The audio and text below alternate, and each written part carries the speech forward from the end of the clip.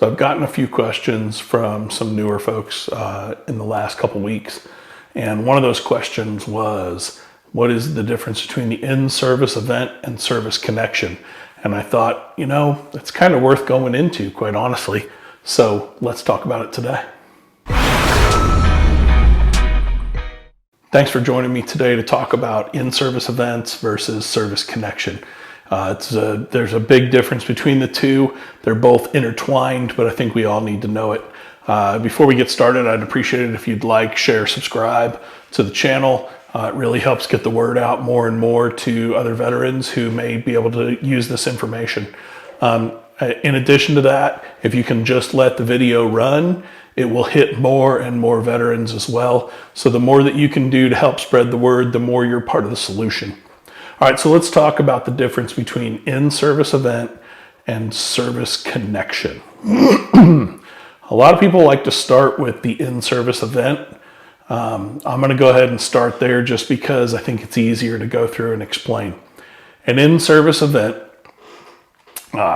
just in a definitive type of description, it includes all illnesses, injuries, exposures, anything that happened while you were on active duty.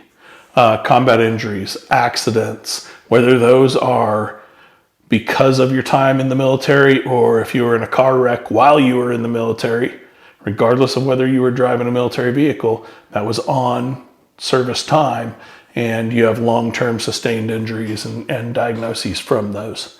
And exposure to hazardous materials, etc.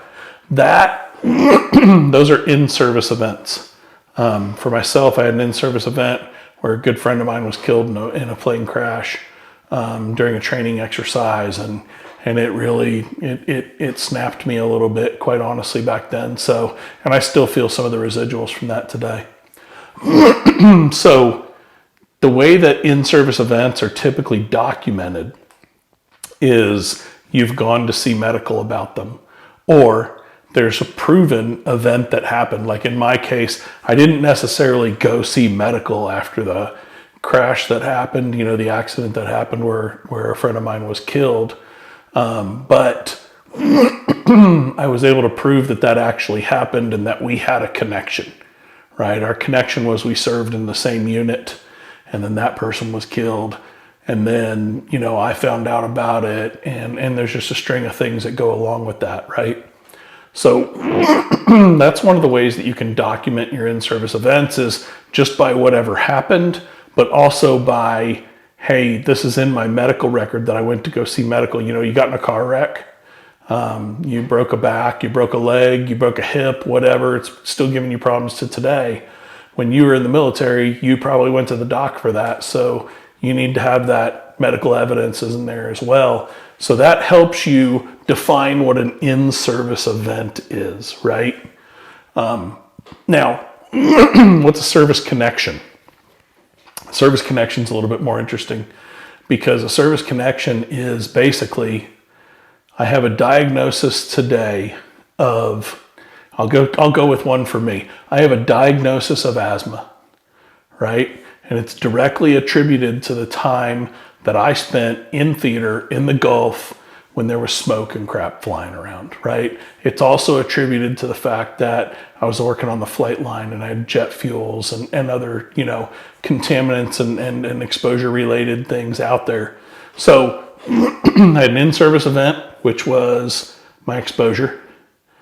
My service connection is that I have a diagnosis for asthma and it fits the criteria. I've been seen for asthma. I'm taking medications for asthma.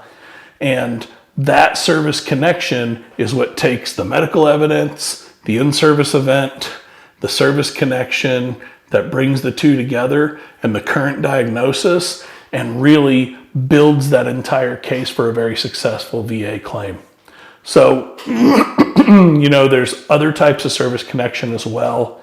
That was a direct service connection. There can be secondary service connections. There's presumptive service connection. My asthma was part of the presumptive, but it could be still just directly related. Secondary service connection's a little bit different in that, hey, my asthma acts up from time to time and it affects me at work, which affects my mental state, which pisses me off, which gets me into trouble, which, I have to go see mental health for. That can really build, right? So you have to kind of look at service connection as, can you connect it to a disability that's already service connected? Or can you connect it directly to something that happened in service? Those are the things. So remember, an in-service event is something that happened. A service connection is building a bridge. It's some people call it a nexus. Service connection is building the bridge between a diagnosis and a condition and an in-service event. And you build that bridge along multiple little, layers, and you can really get somewhere and start getting compensated and cared for your disabilities. All right, listen, thank you very much for watching.